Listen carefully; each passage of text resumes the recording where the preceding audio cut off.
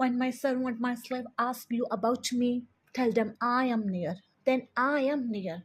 I respond to the call, the prayers of the one who calls. Whenever they calls, that's Allah's promise. But Allah added something. We forget that part. He said, فَلْيَسْتَجِيبُوا لِي. Then they should try to respond to me too. Listen to that carefully. Allah said, I will answer everyone who does du'as. What does Allah want? He said they should respond to me. They should try to respond to me. So that means I am asking Allah for something. But now Allah is saying, I have also asked for something.